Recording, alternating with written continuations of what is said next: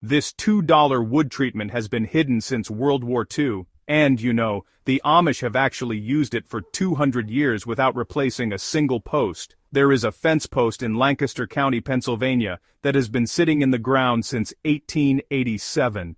No rot, no gray, no replacement. Press your thumbnail into that wood today, and it does not give. Not even slightly. That post has survived every summer, every winter, every freeze and thaw since Grover Cleveland was president, and nobody touched it, not once. That is not luck, that is a formula, a 3-ingredient $2 treatment that the wood industry has quietly made sure you never go looking for. Today, you find it. This did not start with the Amish, it started in Scandinavia. The oldest known pine tar production facility on Earth was discovered in Sweden. Radiocarbon dated to between 540 and 380 BCE. 2,500 years ago, craftsmen were already processing pine resin into a wood preservative so effective that Vikings used it centuries later to seal their longships for crossings through the North Sea. Salt spray, freezing temperatures, months at sea. The wood held. Roman writers documented the same chemistry in 23 AD. Roman engineers mixed pitch and linseed oil into structural timber because they understood something modern contractors have been paid to forget. This was not folk medicine.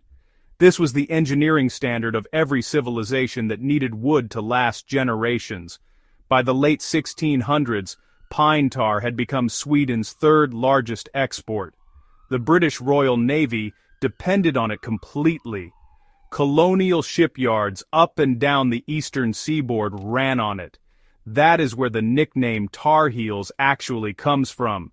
Not a football team, but a real industrial legacy rooted in pine tar production so massive it supplied the naval infrastructure of an empire. This knowledge survived 2,500 years. Then it vanished in one generation. Here is exactly how that happened. After World War II, the petrochemical industry exploded. Synthetic solvents became dramatically cheaper to produce than harvesting pine resin at scale. The longleaf pine forests that had supplied real turpentine production across the American South had been heavily deforested. The industry saw a clear opening. They replaced real turpentine, distilled directly from living pine resin, with a petroleum-based industrial solvent. Then they kept the same name on the label, same bottle, same shelf. Completely different chemistry.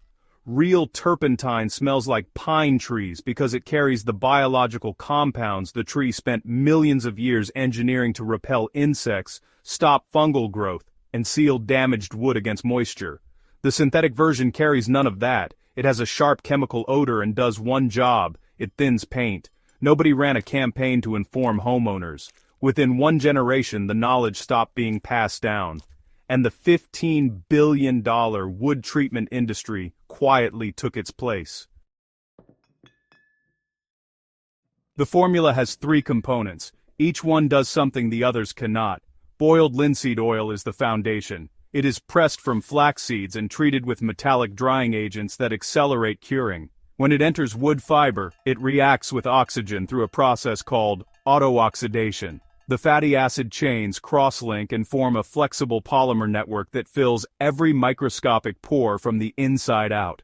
Penn State Extension researchers confirmed that boiled linseed oil penetrates up to 4 times deeper into wood fiber than polyurethane. The protection forms inside the grain, not on top of it. A mistake on the surface cannot compromise it because there is no film to crack. Real turpentine, distilled from pine resin, not a petroleum solvent, carries the tree's own biological defense system directly into the wood. It opens the grain, drives the oil deeper, and brings with it the antifungal and insect-repelling compounds that synthetic versions cannot replicate. You will not find it at a big box store. It comes from specialty suppliers, sometimes imported from Portugal or France. It costs more per quart. It is worth every cent.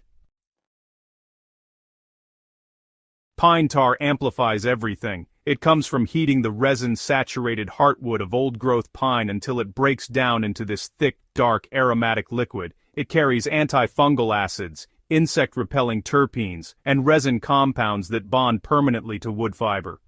When you work it into a fence post, you are actually putting the tree's own immune system back inside the wood it came from. So, you mix equal parts boiled linseed oil and real turpentine in a glass jar. Then, add pine tar for exterior posts and any wood going into the ground. Shake it up into a golden emulsion. Apply it with a cotton rag along the grain. And, watch the gray just dissolve in real time. Watch the wood drink it in. That is what absorption looks like when chemistry is working the way it is supposed to work. Buried in digitized Mennonite farm maintenance logs from Lancaster County in the 1800s, one phrase repeats across multiple entries in multiple years. After oil cure, wax coat, beeswax. After the linseed oil treatment cures for 48 hours, traditional builders applied beeswax melted with a small amount of warm linseed oil, worked in with a soft cloth, wiped smooth. Here is why that matters. Linseed oil protects wood internally against moisture and biological decay. But, prolonged UV exposure will gradually break down the oil's polymer chains at the surface, leading to slow graying over many years. Beeswax contains naturally occurring UV-absorbing compounds. Applied over cured linseed oil, it creates an external barrier against solar degradation that the oil alone just cannot provide. The oil works from the inside out. The wax works from the outside in. Together they address every mechanism through which wood fails. A 1-pound block of beeswax costs $8 and treats an entire fence. Total materials for a fence that lasts a century, approximately $25. Once. One safety rule you cannot skip: rags soaked with linseed oil can spontaneously combust when left bunched in a pile. The curing process actually releases heat. A crumpled rag holds that heat and can reach ignition temperature on its own. Always spread application rags flat outdoors to dry completely, or submerge them in a sealed metal container of water before disposal. Every can of boiled linseed oil states this on the label. Read it. Follow it every single time. Why you never heard this before. The formula cannot be patented. You cannot patent linseed oil, turpentine, or pine tar. There is no proprietary molecule, no trade secret, no licensing revenue. And what cannot generate licensing revenue cannot be advertised. What is not advertised disappears, one generation at a time, until a homeowner searching for help with a graying deck finds only sponsored products selling the same linseed oil chemistry in a branded bottle at 40 times the raw material cost. That is not a conspiracy. That is a market that rewards complexity and punishes simplicity. 3 ingredients: a glass jar, a cotton rag, $2 per board. The formula the Amish never stopped using, and the one you just got back.